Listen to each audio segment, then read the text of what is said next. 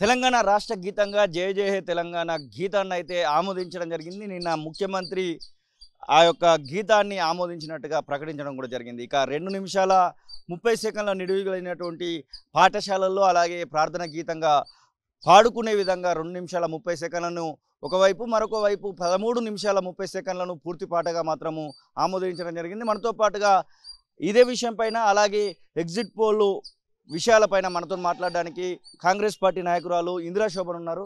Madam, ఎట్లా అనిపిస్తుంది తెలంగాణ రాష్ట్ర గీతంగా 10 ఏళ్ల తర్వాత 11వ సంవత్సరంలోకి అడుగు పెడుతున్నటువంటి సందర్భంలో ముఖ్యమంత్రి రేవంత్ రెడ్డి ఆమోదించి దాన్ని జాతికైతే అంకితం చేసినటువంటి పరిస్థితి? చాలా సంతోషకరమైన విషయం. 10 సంవత్సరాలలో అందశ్రీ గారు రాసినటువంటి పాటకు నిజంగా దక్కినటువంటి గౌరవంగా నేను చాలా ఒక ఉద్యమకారునిగా గర్వపడుతున్నాను. ఎందుకు అనంటే కేసీఆర్ ఒక ఉద్యమకారునిగా ఉండి ఆయన చేయాల్సినటువంటి పని ఆయన చేయలే. ఒక దళితుడు కాబట్టి అందశ్రీ గారి పాటని ఆయన అంగీకరించకపోవడం అన్నది బాధాకరమైనటువంటి విషయం. ఇవాళ అందశ్రీ గారు రాసినటువంటి పాటని ప్రభుత్వము అధికారికంగా రేవంత్ అన్న చాలా దగ్గరగా ఉండి రాజ్యాంగ పరంగా ఏ పదాలు ఉండాలి, ఏ పదాలను తీసేయాలి, ఏ రకంగా ఉంటే పర్ఫెక్ట్గా ఉంటుందని దాన్ని సుదీర్ఘ ఆలోచన చేసి ఒక మంచి బాణీలతోన నిన్న ప్రజలకి ఆ పాటను అంకితం చేసినందుకు ఫస్ట్ ఆఫ్ ఆల్ రేవంత్ అన్నకి ఒక ముఖ్యమంత్రి ఆయనకి కృతజ్ఞతలు తెలియజేస్తున్నా. At the same time KCR కూడా ఆత్మపరిశీలన చేసుకోవాలి. తెలంగాణలో ఉన్నటువంటి వాళ్ళు ఇవాళ ఈ పాట పట్ల అక్కడ ఇక్కడ మాట్లాడుతున్నటువంటి వాళ్ళు కూడా ఆత్మపరిశీలన చేసుకోవాలి. మీరందరూ కూడా అక్కడ ప్రశ్నించాల్సిన సమయంలో ప్రశ్నించకపోగా ఇవాళ కాంగ్రెస్ ప్రభుత్వము ఆ పని చేస్తే దానిపైన చిలువలు పలువలుగా విమర్శలు చేయడం సరియైనది కాదు అన్నది ఈ సందర్భంగా గుర్తు చేస్తున్నా. ఎందుకు అనంటే అందశ్రీ గారు ఒక కామన్ మ్యాన్గా తను చేసినటువంటి పాటను ఈయన పాట నేను ఆమోదించాలనా, నేనే రాతకాన్ని నేనే కూతకాన్ని అని కేసీఆర్ చెప్పినటువంటి మాటలకు ఇవాళ ఆయన రాస్తా నేనెందుకు చేయాలా, ఆయన పేరు ఇవాళ శిలాఫలకలం పైన నేనెందుకు రాయాలా అన్న ఉద్దేశంతోనే కేసీఆర్ గారు ఆ లైన్ తీసుకోకుండా ఆ పాటని ఆమోదించలేదన్నది ముమ్మాటికి వాస్తవం, సత్యం. ఇవాళ మాట్లాడేటువంటి తెలంగాణ ఉద్యమకారులైనా కూడా ఇంతకుముందుకు మాట్లాడుతున్నటువంటి సోదరులు కానీ ఇవాళ రేవంత్ అన్న మాట విని ఇవాళ అందశ్రీ గారు తన గౌరవాన్ని దిగజార్చుకున్నారని మాట్లాడిన పెద్దలు కూడా ఆలోచించుకోవాలని తెలియజేస్తున్నా. ఇవాళ నిజంగానే చిత్తశుద్ధి ఉన్న ప్రభుత్వం ఏదన్నా ఉందంటే అది రేవంత్ అన్న ప్రభుత్వం. ఈ పాట రూపకంగానే ఎవరమైనా కూడా 13 ఇప్పుడు ఫర్ ఎగ్జాంపుల్ 13 నిమిషాలు ఉన్నటువంటి పాటను పూర్తిగా అన్నీ కలిపి మనము దానిని ఒకే దాంట్లో పెట్టడం చాలా కష్టమైనటువంటి పని. కాబట్టి అన్ని సబ్బండ వర్గాలు సబ్బండ జాతులను తెలంగాణ సంస్కృతి సాంప్రదాయాలు మేళవించే విధంగా రాజ్యాంగ దానికి ఎలాంటి విరుద్ధంగా లేకుండా అవన్నీ పొందుపరిచే విధంగా ఆ పాటను రూపొందించినందుకు మనం అందరము కూడా ఇవాళ అందశ్రీ గారిని కీరవాణి గారిని మనము ఇవాళ సత్కరించి సన్మానించాల్సినటువంటి పోగా ఇవాళ విమర్శలు చేయడం సరైనది కాదని తెలియజేస్తున్నాం. రిజల్ట్స్కు సంబంధించినటువంటి విషయంలో ఎగ్జిట్ పోల్స్ అయితే వెలువడడం జరిగింది. ఇక అసలైనటువంటి రిజల్ట్స్ మనం రేపు చూడబోతున్నాం. ఏ ఎగ్జిట్ పోల్ చూసినా కానీ జాతీయ స్థాయిలో మాత్రం కాంగ్రెస్ పార్టీకి 150-200 మధ్యలోనే వస్తాయన్నటువంటి మాట మాత్రం వినబడుతుంది. మరొకసారి కూడా మోదీయే ప్రధానమంత్రి కాబోతున్నటువంటి విశ్లేషణలు అయితే మనకు వచ్చినటువంటి ఎగ్జిట్ పోల్స్లో కనబడుతున్నాయి. దాంతోపాటుగా తెలంగాణ రాష్ట్రంలో కూడా బీజేపీకి ఖచ్చితంగా 1-2 సీట్లు కాంగ్రెస్ కంటే ఎక్కువ వస్తాయన్నటువంటి ఆ ఎగ్జిట్ పోల్స్ పరిశీలనలో మాత్రం తెలుస్తూ ఉంది. నిజంగానే నమ్మచ్చు అంటారు ఎగ్జిట్ పోల్స్ని? తమ జరిగినటువంటి ఎన్నికల్లో ఓటు అంతా కూడా సైలెంట్గా జరిగింది. సైలెంట్గా జరిగినటువంటి ఓటు అన్నది సర్వేలో రాదన్నది మనందరికీ తెలిసినటువంటి విషయం. ఇవాళ నేషనల్ వైడ్గా జరిగినటువంటి ఎన్నికల్లో బీజేపీ వర్సెస్ కాంగ్రెస్ ఈ రెండింటి మధ్యలో తీసుకున్నటువంటి దాంట్లో ప్రధానమంత్రి నరేంద్ర మోదీగా ఉన్నప్పుడు ఆయన చేసినటువంటి దాంట్లో ఇవాళ ఒక ద్రవ్యోల్బణం కానీ, నిరుద్యోగం కానీ, పేదరికం కానీ, దీనితో పాటుగా యువతకి మోసం చేసినటువంటి విషయాలు అయి ఉండొచ్చు, ఇవాళ అగ్నిపథ్కి సంబంధించింది అయి ఉండొచ్చు, తర్వాత ఇవాళ ఉన్నవాడిని ఉన్నవాడిగా చేసావు, లేనివాడిని ఇంకా లేని దానికి చేస్తున్నారు. ఇలాంటి విషయాలన్నింటినీ కూడా ఇవాళ చర్చలో ఇవాళ కాంగ్రెస్ పార్టీ ముందు పెట్టింది, ప్రజలకు ఇవి తెలియజేసింది. సో రాహుల్ గాంధీ చేసినటువంటి జోడో యాత్ర, జోడో న్యాయ యాత్ర, వీటి ద్వారా ఈ సమాజంలో ఉన్నటువంటి వాళ్ళ నుంచి వచ్చినటువంటి వాటిని కాంగ్రెస్ పార్టీ గ్యారంటీ రూపకంగా వాళ్ళ ముందు పెట్టింది. కాబట్టి 100% కాంగ్రెస్ పార్టీకి 285 స్థానాలకి పైగానే మ్యాజిక్ ఫిగర్ మేము చేరుకుంటాం తప్పకుండా. మొన్న వచ్చిన ఎగ్జిట్ పోల్స్ అన్ని చాలా వరకు కూడా అవి మోదీ ఎగ్జిట్ పోల్గానే చూడాలి తప్ప కాంగ్రెస్ పార్టీకి సంబంధించినటువంటి ప్రజల నుంచి వచ్చినటువంటి ఓటింగ్ శాతాన్ని పర్ఫెక్ట్గా అక్కడ రాలేదని మాత్రం చెప్పదలుచుకున్నాం.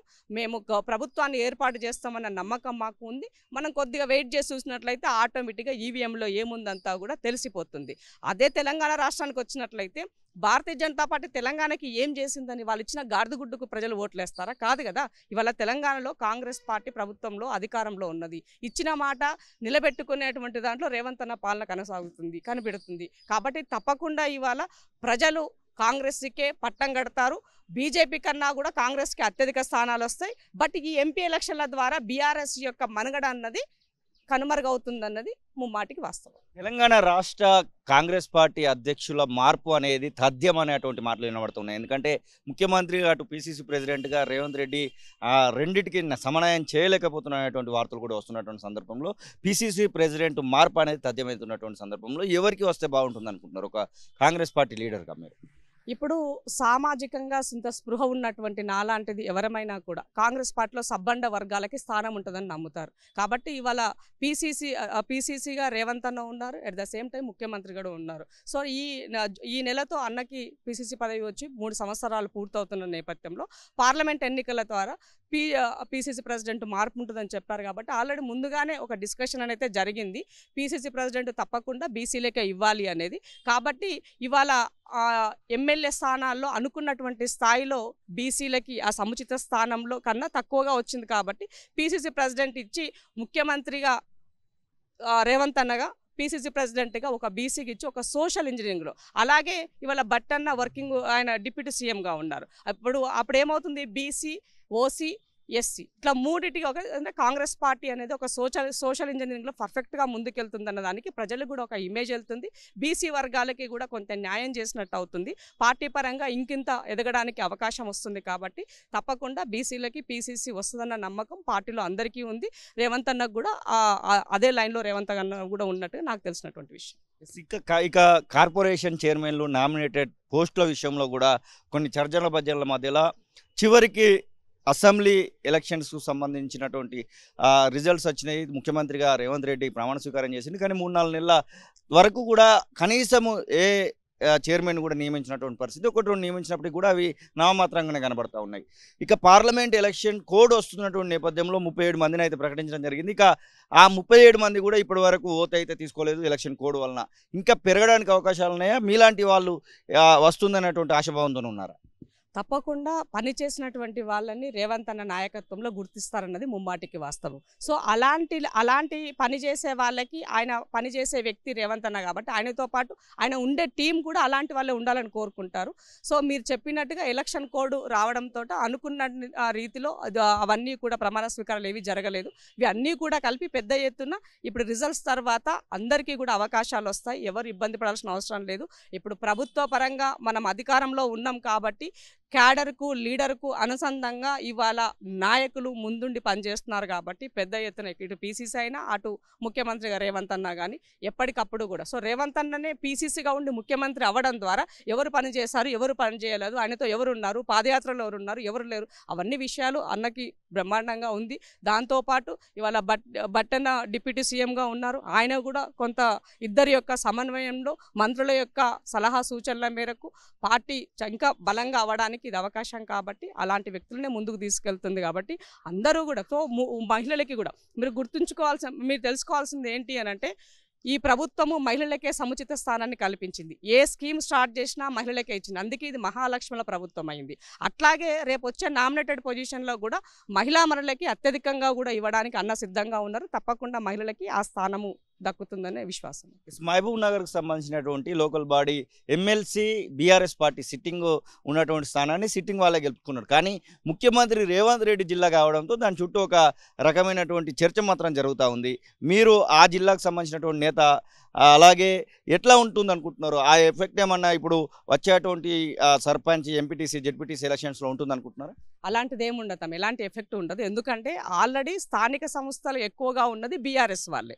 సో అలాంటి ఉన్న వాళ్ళు చాలామంది ఇవాళ కాంగ్రెస్ పార్టీ వైపుకి చూస్తున్నారు మా పార్టీలో చేరడానికి. ఎందుకంటే అధికార పార్టీ కాబట్టి నెక్స్ట్ స్థానిక సంస్థల ఎన్నికలు వస్తే వాళ్ళకి అవకాశాలు వస్తాయన్న ఉద్దేశంతో చాలామంది మా వైపు మొగ్గు చూపుతున్నారు. కానీ మేము చాలా వరకు మొన్న పార్టీలో చేర్చుకోలేదు, కొద్దిమంది వరకు అక్కడో ఇక్కడో కొంత ఉన్నటువంటి నేపథ్యంలో. ఎందుకంటే అంత గవర్నమెంట్ ఫామ్ చేయడము, ఇమీడియట్గా ఎలక్షన్స్ రావడము, వీటి ద్వారా ఆయనని ఇక్కడ ఉన్నటువంటి సమస్యలు, చాలా సమస్యలు ప్రభుత్వంలో ఉన్నాయి. ముఖ్యంగా ఖజానాకు సంబంధించిన సమస్యలు ఉండడంతో రేవంత్ అన్న పూర్తిగా కాన్సన్ట్రేషన్ వాటిపైన పెట్టడానికి తనకి ఎవరికైనా ఉన్నది 24 గంటలు 20 గంటలు పని చేస్తున్నారు. ఇంకా అంతకుమించి మనం ఏం చెప్తాం, సహకరించాలి తనకి. కాబట్టి తప్పకుండా జరిగినటువంటి ఎన్నికల్లో బీఆర్ఎస్ తన స్థానాన్ని తను నిలబెట్టుకుందని వాళ్ళ ఆనందం. అంటే ఇప్పుడు మొత్తానికి చచ్చిపోతున్నామని అనుకున్న సందర్భంలో ఏదో మేము గెలిచినామన్న కొంత ఊరటి అలా క్యాడర్కి నిలబడడం కోసము ఇవాళ అవకాశం వచ్చింది. బట్ ఇన్ ఫ్యూచర్ ఈ పార్లమెంట్ ఎన్నికల రిజల్ట్స్ తర్వాత బీఆర్ఎస్కి అనేది ఎలాంటి ఉనికి ఉండదు.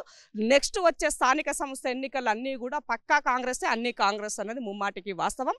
రాబోయే రోజుల్లో అన్ని హస్తానికి అన్నది ముమ్మాటికి వాస్తవం. ఇది ఇందిరా శోభన్ చెప్తున్న మాటలు. ఖచ్చితంగా తెలంగాణ రాష్ట్రానికి కొత్త పీసీసీ ప్రెసిడెంట్ బీసీనే అవుతారనేటువంటి జోషాన్ని చెప్తూనే ఎంపీ ఎలక్షన్కి సంబంధించినటువంటి ఎగ్జిట్ పోల్స్ అన్నీ కూడా మోదీ ఎగ్జిట్ పోల్స్ అనేటువంటి విమర్శన అయితే వారు చేస్తున్నటువంటి పరిస్థితి. కెమెరా పర్సన్ సతీష్తో కలిసి శ్రీనివాస్, తొలి వెలుగు, హైదరాబాద్. అసలైన తొలి వెలుగు. ఫాలో వాట్సాప్ @తొలి వెలుగు అఫీషియల్.